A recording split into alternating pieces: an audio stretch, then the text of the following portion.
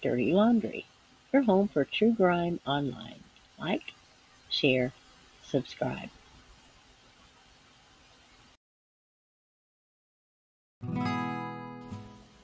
Please keep praying that summer is found soon. Summer Moon Utah Wells is now 6 years old and has been missing from Rogersville, Tennessee since June 15th of last year. In June, Summer was 3 feet tall and weighed 40 pounds. She has blue eyes and her natural hair color is blonde, but it could be any color and any length. Look closely. She could be wearing a face mask or even dressed like a boy. If you can help with any information in the case or think you may have seen Summer, call TBI at 1-800-TBI-FIND. God bless, keep your babies close, and as always, thank you for your kind attention.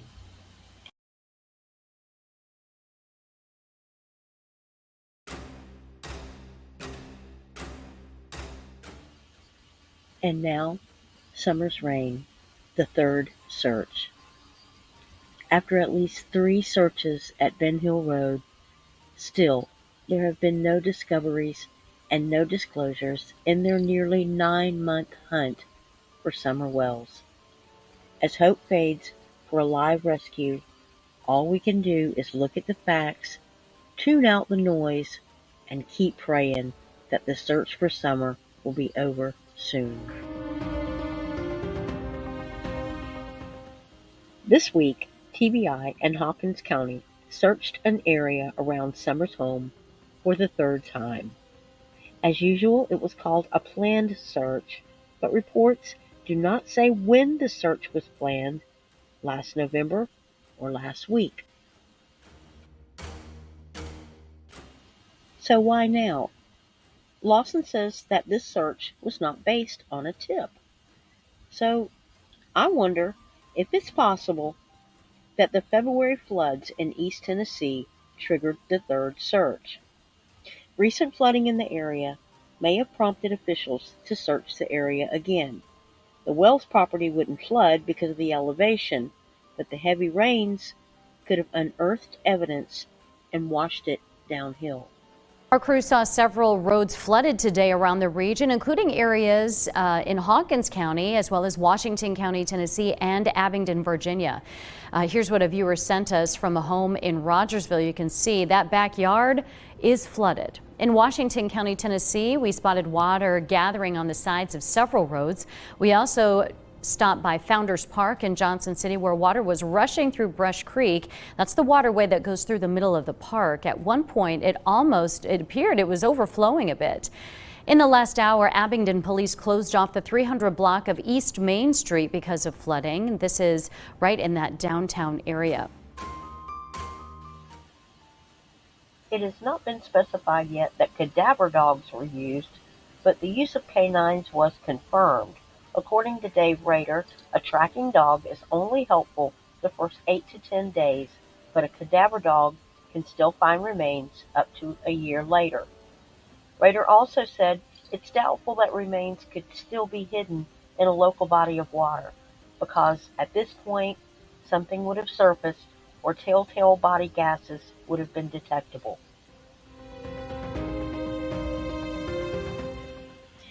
Putting together what we know, we can deduce 3 things about the latest search.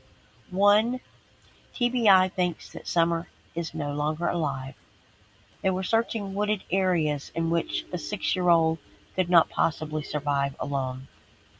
2, they don't think Summer concealed herself, so that's foul play. If she had simply wandered off and passed away from exposure, she would have been found by now. Another person or persons would have to have put Summer wherever she is and somehow made sure she wouldn't be found. And 3, they think Summer could be hidden in the immediate area. The area searched Monday is around Bell Road, only about 2.5 from Summer's home, according to the JLR channel. I'll drop his link below. The target area seems to be tightening around Ben Hill Road, and the people at the center of Summer's vanishing could very well be from Summer's inner circle. All of these factors put the spotlight back on Candace Grandis and Don. Online, Candace has been very vocal lately about her split with Don. He's reportedly angry about her YouTube channel, but it's still up, she's still posting, and apparently making her own decisions now. Why would Don try to keep Candace off of YouTube? Is he afraid she'll say something incriminating? From what I understand, Don Wells has lived on the Ben Hill property off and on for a very long time. He would know plenty of potential hiding places in the area. If 3 searches are needed to satisfy TBI, there must be scores of places he could hide things.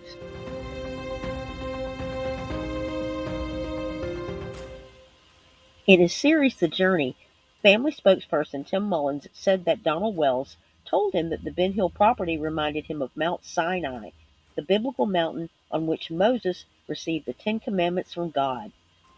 Donald Wells spent the majority of his time breaking more commandments than following them. In between drunken rants and repeated police interventions, are we to believe he was also receiving divine revelations?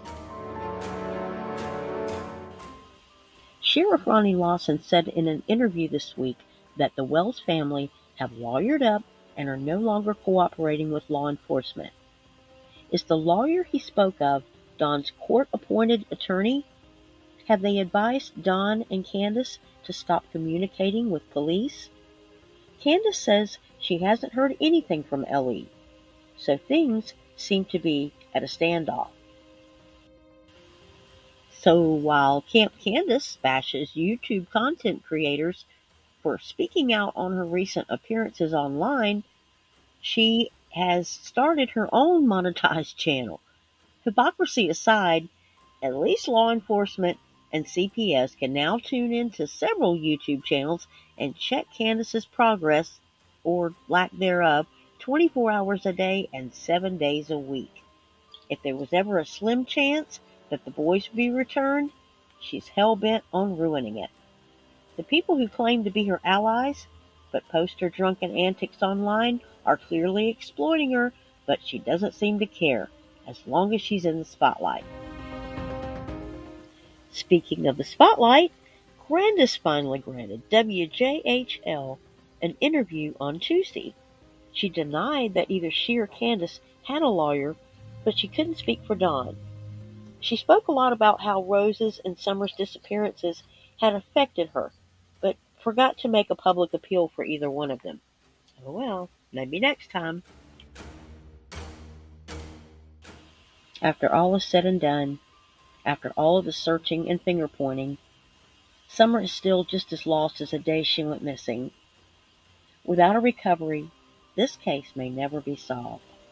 Like so many other missing children, law enforcement maintain that they are making progress, but with no named suspects, no breaks in the case, and nothing from the third search. It's starting to look like whoever took Summer Wells and whatever happened to her will remain a mystery forever. Thank you so much for your visit. Join me every Wednesday evening for a sneak preview of Thursday morning's video. No membership is required. This channel runs on positivity and prayer.